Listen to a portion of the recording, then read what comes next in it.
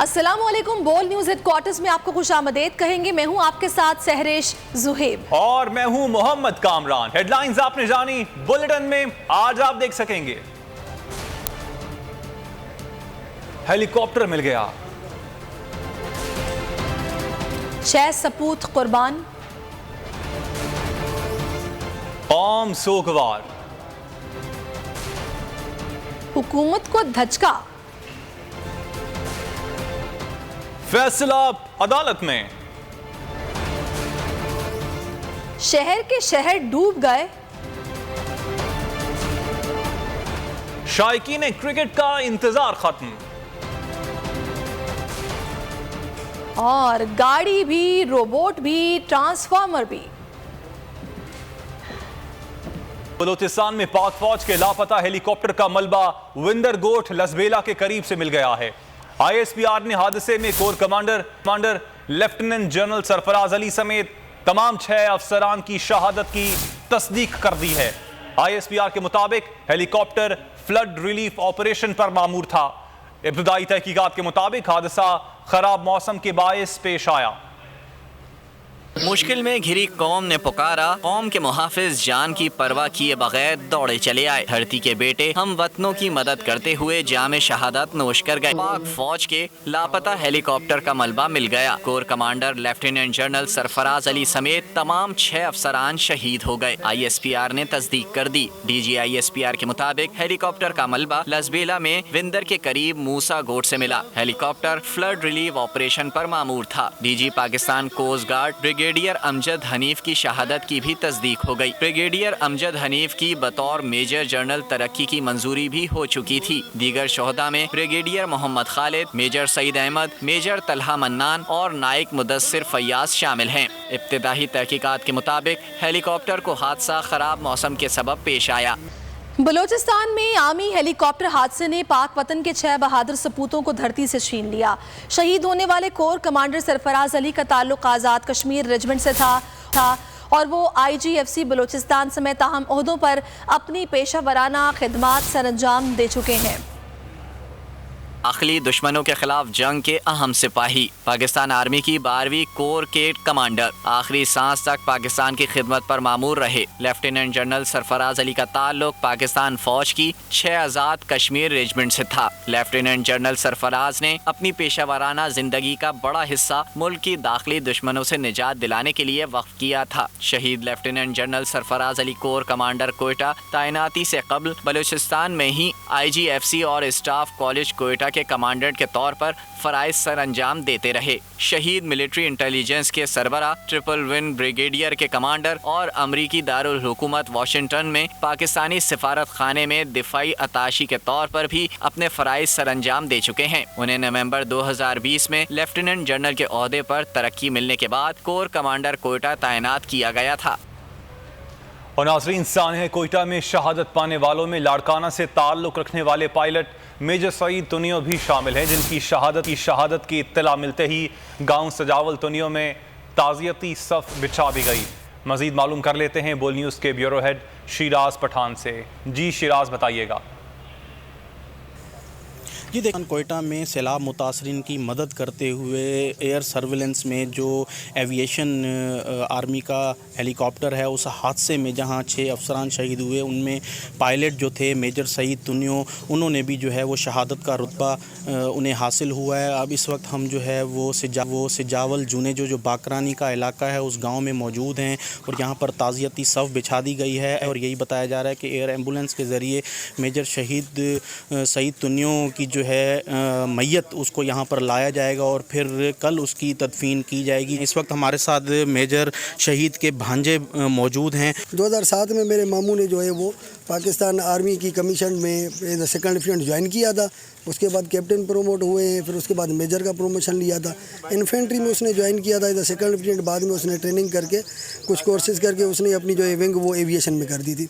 تو وہ سر اس کا پیشن یہ تھا کہ اللہ معاف کرے، جس طرح یہ حادثات ہوتے رہتے تھے، جو قدرتی آفات آتی تھی، ہر اس میں آگے ہوتا تھا مشن میں. یہ بھی جو بلوچستان میں ایک سیلابی ریلا آیا تھا، اتنی تباہی تھی، تو جس دن آیا ہے، جس دن آپریشن شروع ہوا تھے، شروع سے ماموں اس کو لیڈ کر رہا تھا آپریشن کو.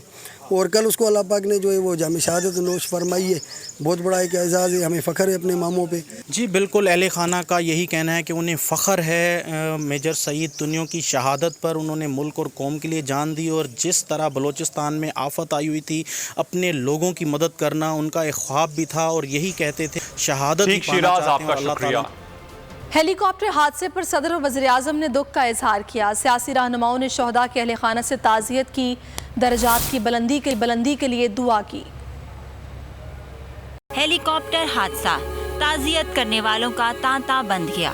صدر مملکت کا آرمی چیف سے ٹیلی فون پر رابطہ ہوا. ڈاکٹر عارف علوی نے حادثے پر دکھ کا اظہار کیا. وزیر اعظم نے واقعے پر افسوس کا اظہار کیا. شہباز شریف کا کہنا تھا کہ شہداء کو پوری قوم سلام پیش کرتی ہے. Chairman P T I Imran Khan نے شہداء کے اہل خانہ سے تعزیت کی اور شہداء کے درجات کی بلندی کے لیے دعا کی. وزیر خارجہ بلاول زرداری نے لواحقین کے ساتھ اظہار ہمدردی کیا. سابق صدر آصف علی زرداری نے بھی واقعے پر دکھ کا اظہار کیا. حادثے پر حمزہ شہباز نے افسوس کیا, لواحقین کے صبر کے لیے دعا کی. چیئرمین سینٹ صادق سنجرانی نے حادثے پر اہل خانہ سے تعزیت کی. وزیر اعظم آزاد کشمیر سردار تنویر الیاس نے حادثے کو قومی سانحہ قرار دے دیا. پاک آرمی کے ہیلی کاپٹر کے حادثے میں شہید 6 افسران کو خراج عقیدت. ہیلی کاپٹر حادثے میں سوار تمام 6 افراد کے نقصان پر گہرا دکھ ہوا ہے. پاکستان تحریک انصاف کے مرکزی سیکرٹری جنرل اسد عمر کا اظہار افسوس. کہا لیفٹیننٹ جنرل سرفراز علی کے ساتھ بات چیت ہوئی تھی. وہ نہ صرف ایک اچھے آفیسر تھے بلکہ ایک اچھے انسان بھی تھے. بلوچستان کے لوگوں کی مدد کرنے کی ان کی دلی خواہش مجھے یاد ہے.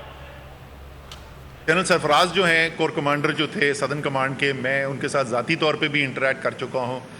ایک انتہائی شاندار افسر ہونے کے ساتھ ساتھ بہترین انسان, اور جو چیز میرے ذہن میں سب سے زیادہ ان کی چسپاں ہے, پہلی دفعہ جب میں ملا اس کے بعد سے جتنی بھی ملاقاتیں ہوئی, ایک درد رکھتے تھے بلوچستان کے عوام کے لیے. اور بہت ہی ہمارے لیے افسوس کی بات ہے کہ اتنا اچھا انسان, اتنا اچھا افسر, اور باقی جو ہمارے سارے افسر جو قوم کی خدمت کے لیے نکلے ہوئے تھے وہ جاں بحق ہوئے, شہید ہوئے.